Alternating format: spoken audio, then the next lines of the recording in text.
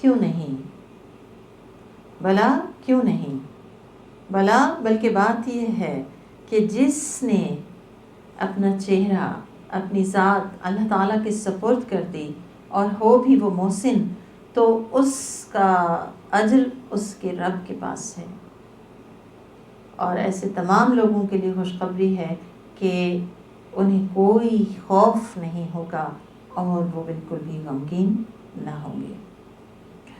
تو جو کوئی اپنا آپ، اپنا چہرہ، اپنی ذات، اپنی نیت اللہ کے سپرد کر دے، یعنی اپنی نیت کو اللہ کے لیے خالص کر لے، پیوریفائی کر لے، اپنی سوچ کو، اپنی خواہشات کو، اپنی مرضی کو اللہ تعالیٰ کے سپرد کر دے، اللہ کے حوالے کر دے، یعنی اس کی سوچ بھی اللہ کی مرضی کے مطابق ہو، وہ سوچے بھی وہ جو اللہ کو پسند ہے۔ اور چہرے پہ کیا کیا ہوتا ہے؟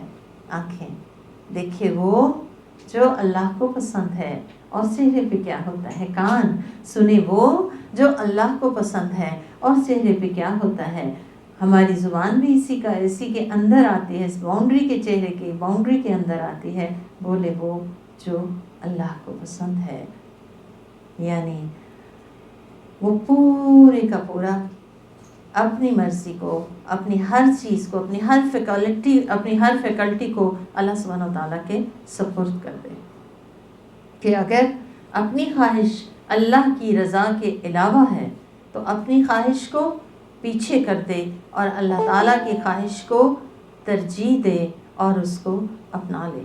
اس کی آسان سی مثال یہ ہے، مثلاً صبح کا وقت ہے، فجر کا وقت ہے، سخت نیند ہے، سخت تھکے ہوئے ہیں، دل سونے کو چاہ رہا ہے، لیکن اذان کی آواز، اذان کی پکار بلا رہی ہے، کیسے؟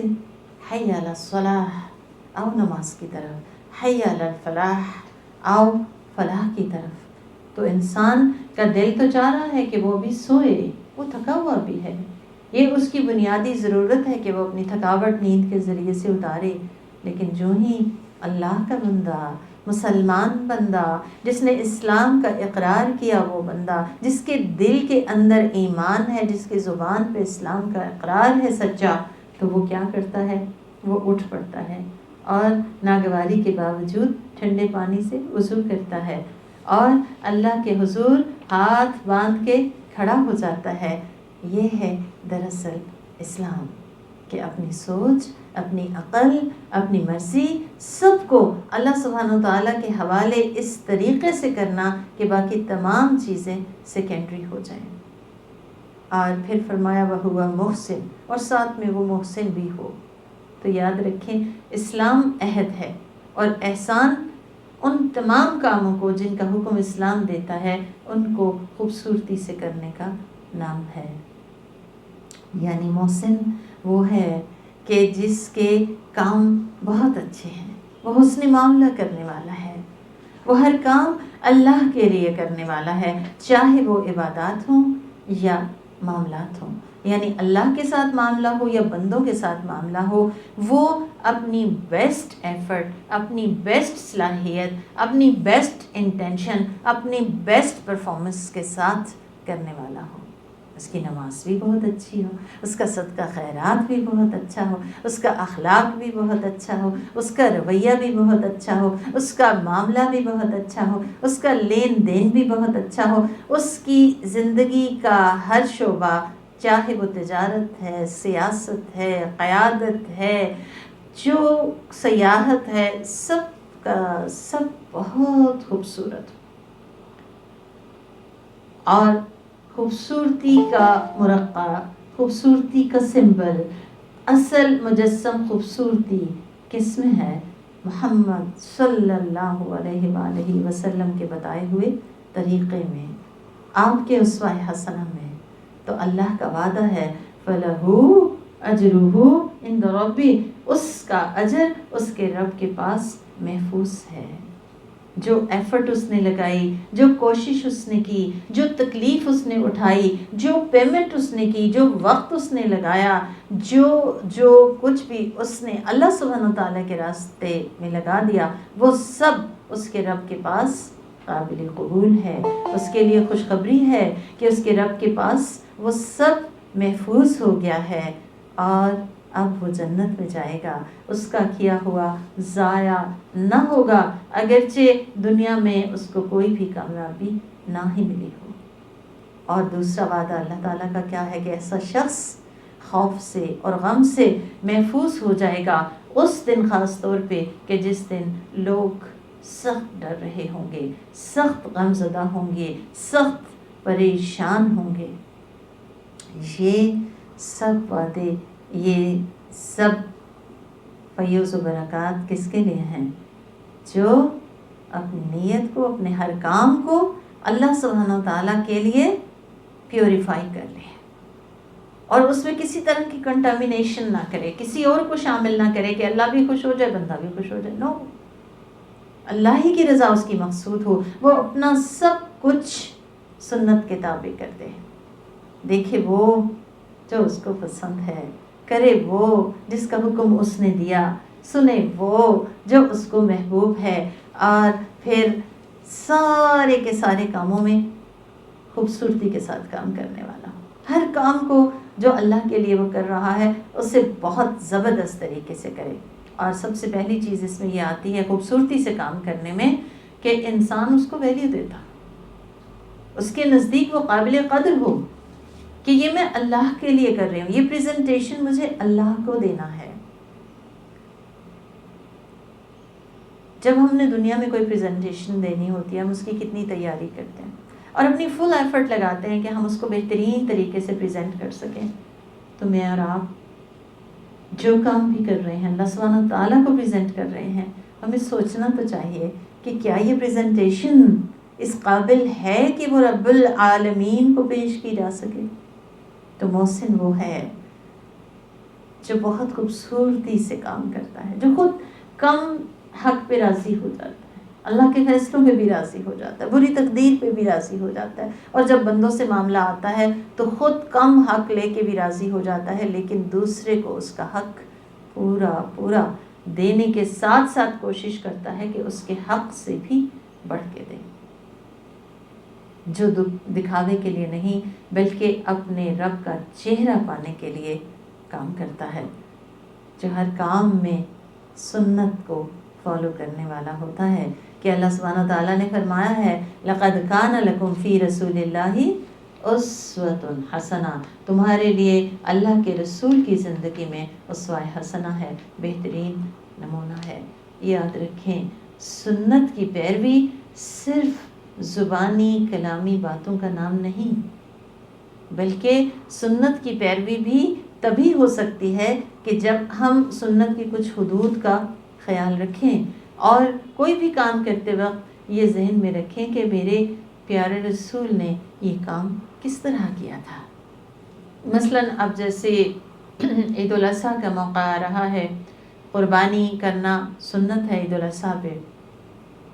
ایسے میں اگر کوئی شخص یہ کہتا ہے کہ میں قربانی نہیں کرتی کیونکہ بہت سے لوگ کر رہے ہیں اور اس کی اتنی ضرورت بھی نہیں ہے، فلاں شخص بڑا ضرورت مند ہے، کیوں نہ قربانی کے پیسے میں اس کو دے دوں، تو یہ سنت کی پیروی نہیں ہے. جیسا نبی نے کیا ویسا کرنا ہی دراصل سنت کی پیروی ہے. پھر قربانی ہی کی اگزامپل کو اگر ہم ایکسٹینڈ کریں تو اللہ کے رسول صلی اللہ علیہ وآلہ وسلم کی سنت کیا ہے؟ بکرا، دمبا، گائے، بیل ذبح کرنا. اب کوئی شخص یہ کہتا ہے کہ نہیں سارے کر رہے ہیں، بکریاں ذبح، گائے ذبح، بیل ذبح کر رہے ہیں، میں تو کچھ زیادہ اچھا کام کروں، گھوڑا زیادہ مہنگا ہوتا ہے، کیوں نہ میں گھوڑا قربان کر دوں، زیادہ ثواب ملے گا. تو ایسا شخص محسن نہیں ہے. کیوں؟ کیونکہ اس نے وہ نہیں کیا کہ جو نبی صلی اللہ علیہ وآلہ وسلم نے کہا یا کیا. پھر اسی مقدار میں کرنا جس مقدار میں نبی کریم صلی اللہ علیہ وسلم نے بتایا. مثلا اگر آپ نے ظہر کی 4 رکعت بتائیں، فجر کی 2 رکعت بتائیں، تو وہ 4 اور 2 ہی ہیں۔ اب اگر کوئی شخص فجر کے وقت میں یہ کہے کہ نہیں فجر کی نماز کی اہمیت بہت ہے تو میں 2 کی بجائے 4 فرض پڑھوں گی، تو اس کی نماز خوبصورت نہیں اور نہ ہی وہ قابل قبول ہے۔ خوبصورتی کس میں ہے کہ جتنا رسول اللہ صلی اللہ علیہ وآلہ وسلم نے کیا یا بتایا بس اتنا ہی کر لیا جائے، پھر جس ٹائم پہ آپ نے بتایا اس ٹائم پہ کر لیا جائے۔ مثلا جو فجر کی نماز ہے وہ فجر کے وقت ہی قبولیت پائے گی اور فجر کے وقت ہی ادا ہوگی، اسے ہم ظہر کے وقت میں ادا نہیں کر سکتے کہ اب نہیں میں ظہر کے وقت میں فجر پڑھوں گی، فجر کے وقت میں ظہر پڑھوں گی، یہ نہیں ہو سکتا۔ پھر جگہ کی پابندی، مثلا کوئی شخص یہ کہے کہ 9 ذی الحجہ کو عرفات میں ٹھہرنے کی بجائے میں تو مکہ میں ٹھہروں گی کیونکہ مکہ زیادہ، بلکہ میں مسجد الحرام میں ٹھہروں گی کیونکہ مسجد الحرام زیادہ ویلیویبل ہے جگہ، اللہ کی مسجد ہے، تو وہ قابل قبول نہیں۔ پھر اسی طرح سے آخری چیز کیا ہے کہ طریقہ بھی محمد مصطفیٰ صلی اللہ علیہ وسلم کا ہو تو پھر ایسا شخص محسن ہے۔ مثلا نماز ہی پڑھنی ہے، آپ نے فرمایا صلوا کما رأیتمونی اصلی، نماز ایسے پڑھو جیسے تم مجھے پڑھتے ہوئے دیکھتے ہو۔ تو قیام بھی آپ کی اقتداء میں، یعنی جیسا آپ نے بتایا آپ کے اتباع میں، آپ کے بتائے ہوئے طریقے کے مطابق، رکوع بھی آپ جیسا، سجدہ بھی آپ جیسا۔ تو ضرورت اس بات کی ہے کہ محسن ہونے کے لیے کہ ہم زمان و مکان، اس کی حیت و کیفیت، اس کی عدد، اس کے جنس، اس کے طریقے کا خیال کریں کہ یہ تمام چیزیں سنت کے مطابق ہوں، اور عبادات کے ساتھ ساتھ معاملات میں محسن بننا۔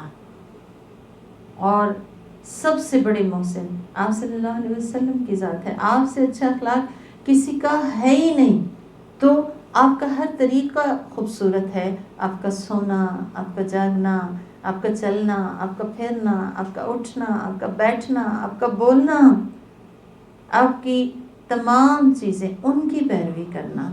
اور پھر صرف یہی نہیں بلکہ یہ بھی دیکھنا آپ نے دشمنوں کے ساتھ کیسا معاملہ کیا، آپ نے دوستوں کے ساتھ دوستی کیسے نبھائی، آپ نے وفا نبھائی تو کس طرح نبھائی، آپ کا بیویوں کے ساتھ کیا معاملہ تھا، آپ کا اولاد کے ساتھ کیا معاملہ تھا، آپ کا ملازمین کے ساتھ کیا معاملہ تھا، آپ کا اپنے دشمنوں کے ساتھ کیا معاملہ تھا، آپ کا اپنے مخالفین کے ساتھ کیا معاملہ تھا، ان تمام چیزوں کو دیکھنا۔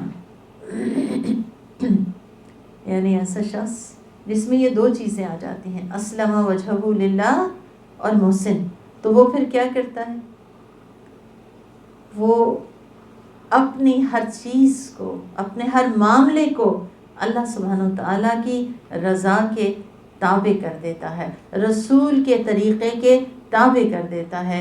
وہ چاہے کوئی شادی کا موقع ہو، خوشی کا موقع ہو، یا کسی دکھ کا موقع ہو، فوتگی کا موقع ہو، کوئی ناکامی کی صورتحال ہو، وہ یہ نہیں سوچتا کہ لوگ کیا کہیں گے، وہ یہ سوچتا ہے کہ میرے رب کو کیا پسند ہے اور میرے رب کا حکم کیا ہے۔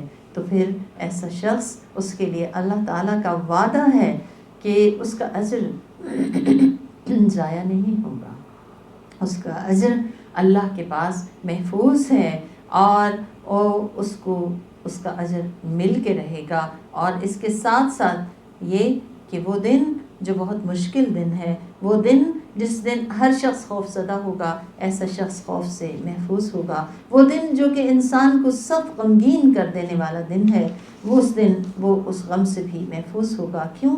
کیونکہ اس نے دنیا کی زندگی میں اللہ سبحانہ وتعالیٰ کے اپنے آپ کو اللہ کے سپرد کر دیا، اپنی مرضی کو اللہ کے سپرد کر دیا، اور رسول اللہ صلی اللہ علیہ وآلہ وسلم کا اتباع اور آپ کی اطاعت کی۔ تو یہ وہ راستہ ہے کہ جس پہ چلنے والا کبھی محروم نہیں ہوتا، کبھی نامراد نہیں ہوتا، کبھی ناکام نہیں ہوتا۔ تو اللہ تعالیٰ سے دعا ہے کہ ہمیں اس راستے پہ چلنے والا بنا دے، اور ہمیں اس سوچ کی توفیق دے کہ جو آج ہم نے بات کی کہ اسلام کس چیز کا نام ہے۔ میں کہتی ہوں میں مسلم ہوں، تو کیا میں واقعی ان چاروں شرائط پہ پوری اترتی ہوں؟ مجھ سے لوگوں کو امن ملتا ہے؟ میرے اپنے دل میں امن ہے، سکون ہے کہ میں اللہ کے راستے پہ چل رہی ہوں؟ تو انشاءاللہ تعالی اللہ تعالی میرا اجر مجھے ضرور عطا فرمائیں گے۔ کیا میں سر تسلیم خم کرنے والی ہوں اللہ کے حکم کے آگے؟ کیا واقعی میرا پیغام صلح کا پیغام ہے؟ کیا واقعی میں بلندیوں کی مسافر ہوں؟ میں اس دنیا سے بڑھ کے اگلے جہان کا بھی سوچتی ہوں، اس پروردگار کی رضا کا بھی سوچتی ہوں۔ تو ہمیں سب کو خود سے ضرور سوال کرنا ہوگا کہ اسلام کا دعویٰ تو ہے، لیکن کیا اسلام میرے حال حلیے میں، میرے بول چال میں، میرے معاملے میں بھی چھلکتا ہے یا نہیں؟